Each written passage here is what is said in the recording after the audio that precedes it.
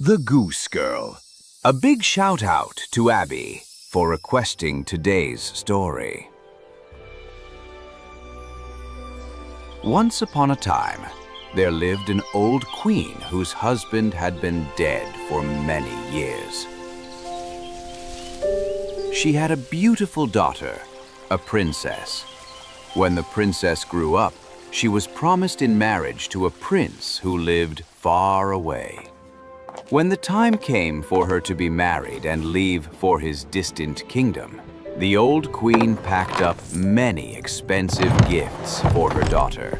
Vessels and utensils of gold and silver, jewelry, cups, and other treasures fit for a royal dowry, for she loved her daughter deeply.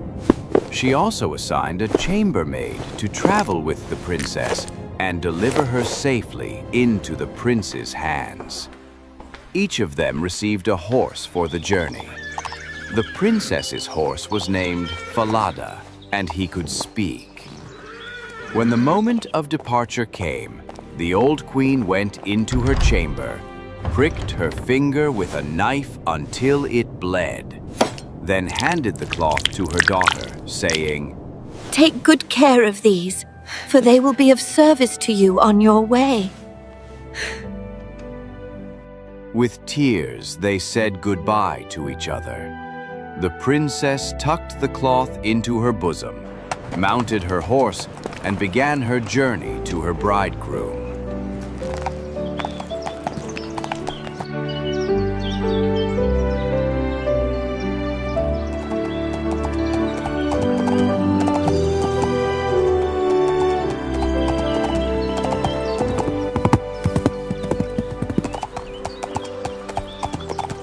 After riding for a while, she became terribly thirsty.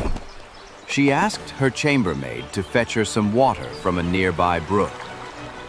"Dismount and take my cup which you have brought with you for me, and get me some water from the brook, for I would like a drink." "If you are thirsty, get off your horse yourself and lie down near the water and drink. I won't be your servant." The princess was humble and said nothing. She dismounted, bent over the brook, and drank.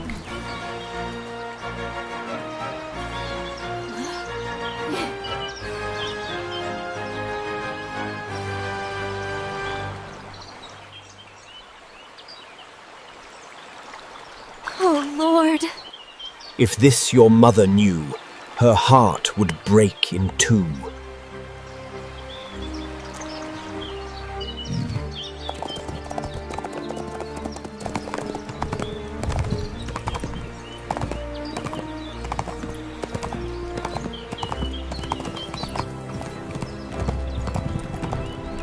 Later, when the day grew hotter and she became thirsty again, they came to another stream. Once more, she asked her chambermaid to bring her some water. "Dismount and take my cup which you have brought with you for me, and get me some water from the stream, for I would like a drink." If you want a drink, get it yourself. I won't be your servant. The princess got down to drink, leaning over the stream. And as she did, the cloth with the 3 drops of blood slipped from her bosom and floated away without her noticing.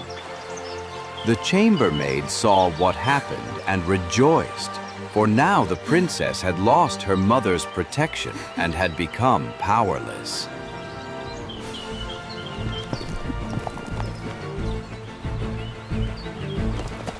I belong on Falada. You belong on my nag. With harsh words, the chambermaid ordered the princess to take off her royal clothes and put on her maid's shabby garments. Take off your royal gown and give it to me now.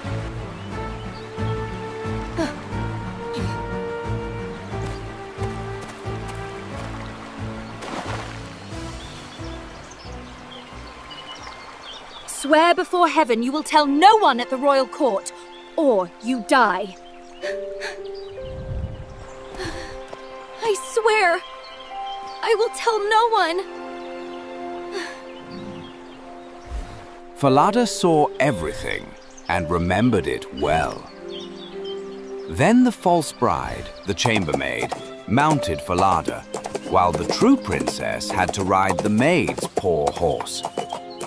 They continued their journey until they finally reached the royal palace.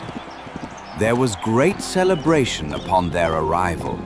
The prince hurried to meet them, lifted the false bride from her horse, and took her upstairs, thinking she was his promised bride.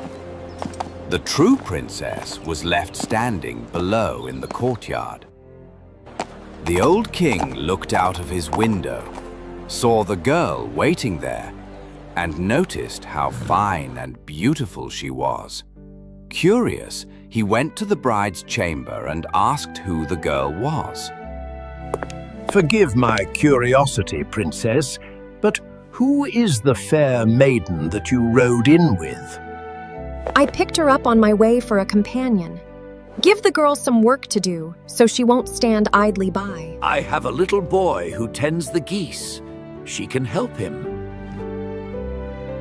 The false bride feared that Falada might reveal her secret, so she demanded that the talking horse be killed. Dearest husband, I beg you to do me a favor. I will do so gladly. Then sent for the knacker, and have the head of the horse which I rode here cut off, for it angered me on the way. Most certainly. And so it happened that Falada had to die. The true princess heard about this and secretly promised the knacker a piece of gold if he would do her a small favor. There was a large, dark gateway in town, through which she had to pass every morning and evening while driving the geese. She asked the knacker's helper to nail Falada's head beneath the gateway so she could see him each day. The man agreed, cut off Falada's head, and nailed it firmly beneath the archway. The next morning, when she and Conrad, the goose boy, drove the flock beneath the gate, she said sadly, Alas, Falada, hanging there. Alas, young queen, passing by, if this your mother knew, her heart would break in two.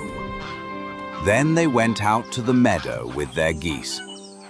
When they sat down, the princess unbound her golden hair. Conrad was amazed by how it shone and wanted to pluck a few strands. Blow, wind, blow. Take Conrad's hat and make him chase it until I have braided my hair and tied it up again.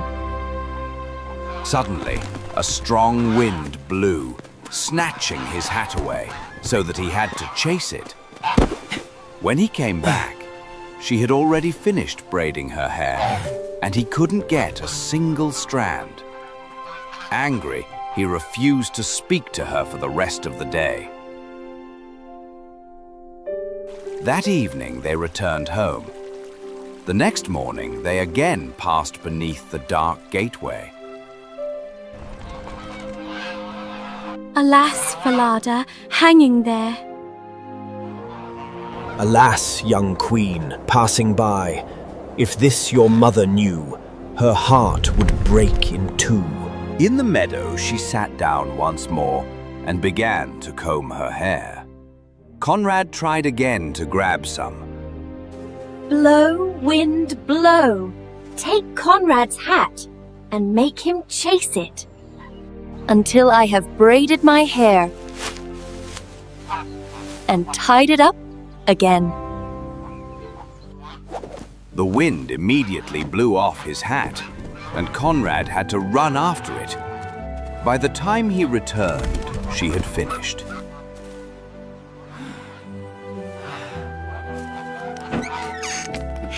That evening, Conrad went up to the old king. I won't tend geese with that girl any longer.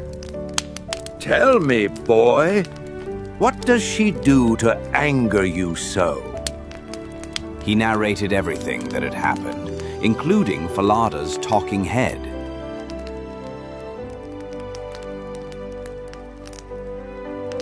See? That is why I cannot bear her. The old king told him to take out the flock again the next day. Early the next morning, the king hid behind the gateway and saw the girl speak to Falada's head. Then he followed her out to the field and hid in a thicket, watching her as she sat down and combed her shining hair. When she said the rhyme, the wind blew Conrad's hat away just as before. The king saw and heard everything, then quietly returned home. That evening, when the girl came back, he called her aside and gently questioned her. Why do you do these things? I am not allowed to tell you, nor reveal my sorrows to any human being, for I have sworn under the open heaven. He pressed her again and again, but she remained silent. Come with me. If you will not tell me anything, then tell your sorrows to the iron stove there. Here I sit, abandoned by the whole world, although I am the daughter of a king. A chambermaid forced me to take off my royal clothes, and she has taken my place with my bridegroom. Now I have to do common work as a goose girl. If my mother knew this, her heart would break in two. The old king was listening outside the stovepipe and heard every word. You may come out now.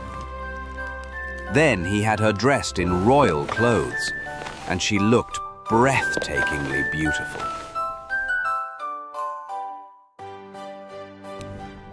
The king summoned his son and revealed the truth.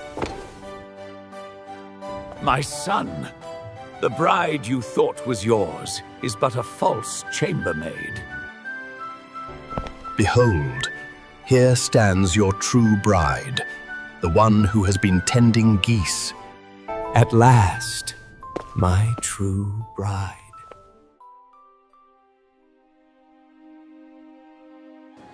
A grand feast was held, and all the court and their friends were invited. The prince sat at the head of the table, with the true princess on one side and the false bride on the other. The chambermaid didn't recognize the princess in her royal attire. After they had eaten and drunk, the old king posed a riddle to the false bride. He described the whole story as if it were about someone else.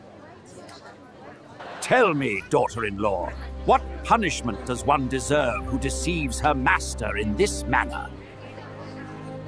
Arrogantly, the chambermaid answered, She deserves no better fate than to be stripped naked, Placed in a barrel studded with sharp nails, and dragged by 2 white horses until she is dead. You are the one, and you have pronounced your own sentence. So shall it be done to you. No, please, I beg you! After her punishment was carried out, the young king married his true bride, and together they ruled their kingdom in peace and happiness.